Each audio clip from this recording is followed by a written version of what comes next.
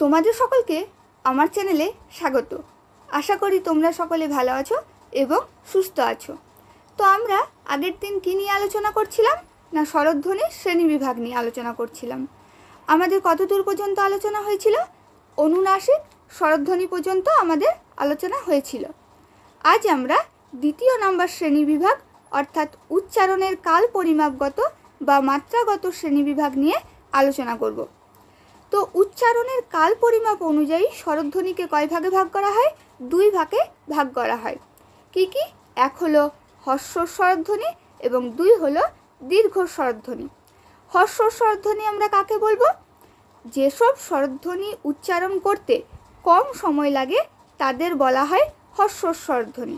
এবার কোন কোন স্বরধ্বনি উচ্চারণ করতে আমাদের কম সময় লাগে আমরা জেনে নিই। যেমন অ, হস্যই আর হস্যৌ উচ্চারণ করতে আমাদের কম সময় লাগে, তাই এগুলিকে আমরা কী স্বরধ্বনি বলবো? হর্ষ স্বরধ্বনি। দ্বিতীয় আছে দীর্ঘ স্বরধ্বনি। যেসব স্বরধ্বনি উচ্চারণের ক্ষেত্রে অপেক্ষাকৃত বেশি সময় লাগে তাদের দীর্ঘ স্বরধ্বনি বা দীর্ঘস্বর বলে। অর্থাৎ অ, হস্যই আর হস্যৌ উচ্চারণ করতে আমাদের যে সময়টা লাগছিল তার থেকে সামান্য একটু বেশি সময় লাগে এই দীর্ঘই, দীর্ঘ, আ, এ, ও এই স্বরধ্বনিগুলি উচ্চারণ করতে। তাই এগুলিকে আমরা কী স্বরধ্বনি বলবো? দীর্ঘ স্বরধ্বনি। তাহলে বোঝা গেল উচ্চারণের কাল পরিমাপ অনুযায়ী স্বরধ্বনিকে ক ভাগে ভাগ করা হয়? দুই ভাগে। এক হলো হর্ষ স্বরধ্বনি এবং দুই হলো দীর্ঘ স্বরধ্বনি। এইবার আমরা 3 নম্বর শ্রেণীবিভাগ নিয়ে আলোচনা করব। 3 নম্বর শ্রেণীবিভাগটি আমাদের কী ছিল? শ্বাসবায়ুর গমন পথের আকৃতিগত বা উচ্চারণের প্রকৃতিগত শ্রেণীবিভাগ। এটা আমাদের 3 নম্বর শ্রেণীবিভাগ ছিল। এটাকে আবার 3টি ভাগে ভাগ করা হয়েছে। কি কি? প্রথমটি হলো জিভের অবস্থান অনুযায়ী শ্রেণীবিভাগ, 2 হলো ঠোঁটের আকৃতিগত পরিবর্তন অনুযায়ী শ্রেণীবিভাগ এবং 3 হলো মুখবিবরের শূন্যস্থানের পরিমাপ অনুযায়ী শ্রেণীবিভাগ। এই শ্রেণীবিভাগগুলো বারবার প্র্যাকটিসের মাধ্যমে মনে থাকবে এবং আমরা আস্তে আস্তে এগুলিকে আলোচনা করব। সব যদি একসাথে আলোচনা করি তাহলে তোমাদের একটু বুঝতে অসুবিধা হবে। দেখো, জিভের অবস্থান অনুযায়ী স্বরধ্বনিকে 2 ভাগে ভাগ করা হয়। এক হলো জিভের ওঠানামা অনুযায়ী এবং 2 হলো জিভের এগোনো পিছনো অনুযায়ী। তেমনি ঠোঁটের আকৃতিগত পরিবর্তন অনুযায়ী স্বরধ্বনিকে 3 ভাগে ভাগ করা হয়। এক হলো প্রসারিত স্বরধ্বনি, 2 হলো কুঞ্চিত বা বর্তুল স্বরধ্বনি এবং 3 হলো মধ্যস্থ স্বরধ্বনি। আর মুখবিবরের শূন্যস্থানের পরিমাপ অনুযায়ী স্বরধ্বনিকে 4টি ভাগে ভাগ করা হয়। সংবৃত্ত স্বরধ্বনি, বিবৃত স্বরধ্বনি, অর্ধবিবৃত স্বরধ্বনি এবং অর্ধ সংবৃত্ত স্বরধ্বনি। বোঝা গেল?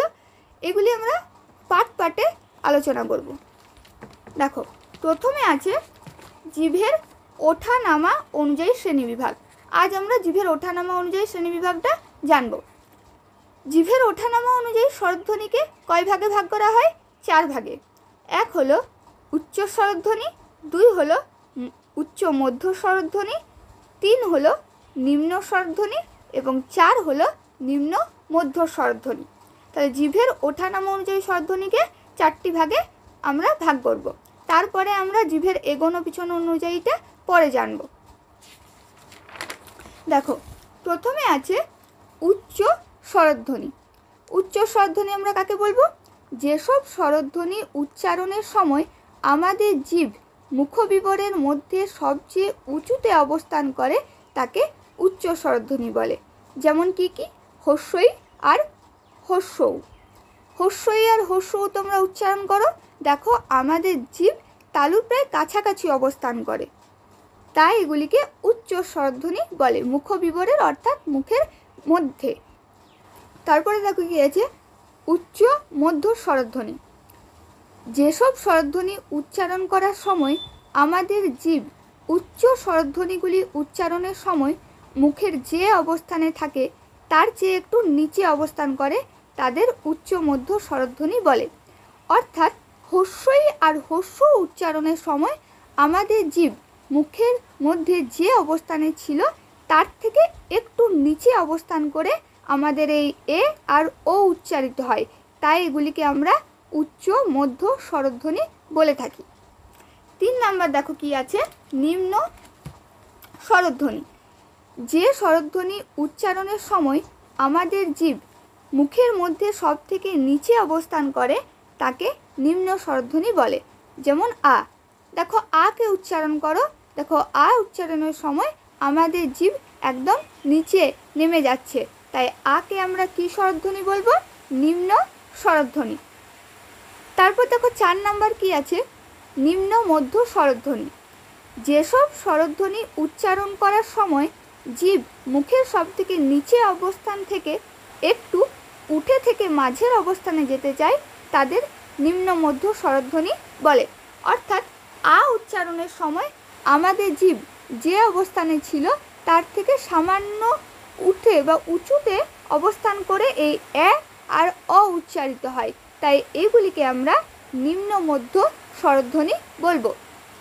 এটা একটা ছকের মাধ্যমে তোমরা মনে রাখার চেষ্টা করো, তাহলে দেখো মনে ভালো থাকবে। দেখো হস্যই আর হস্য একদম ওপরে রাখা হয়েছে, এগুলি কি স্বরধ্বনি পড়লাম? উচ্চ স্বরধ্বনি।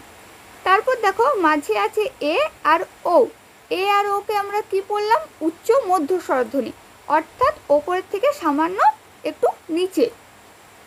তারপরে দেখো আছে আ, আকে আমরা কি পড়লাম? না নিম্ন স্বরধ্বনি, অর্থাৎ এই সময় আমাদের জিভ একদম মুখবিবরের নিচে অবস্থান করে, তাই আকে আমরা কি স্বরধ্বনি জানি? নিম্ন স্বরধ্বনি। এবং এ আর অ কি স্বরধ্বনি? না হলো এগুলি হলো নিম্ন মধ্য স্বরধ্বনি, অর্থাৎ আ উচ্চারণের সময় আমাদের জিভ যে অবস্থানে ছিল তার থেকে সামান্য উঁচুতে অবস্থান করে এই এ আর অ আমরা উচ্চারণ করি, তাই এগুলিকে আমরা নিম্ন মধ্য স্বরধ্বনি বলে জানি। তোমাদের কোথাও যদি বুঝতে অসুবিধা হয় তাহলে প্লিজ কমেন্ট বক্সে কমেন্ট করে জানাও। পরের দিন আমরা আরও ভাগগুলি নিয়ে আলোচনা করব। তোমাদের যদি ভালো লেগে থাকে তাহলে please subscribe, like and share করো। থ্যাংক ইউ অ্যান্ড সকলে ভালো থেকো।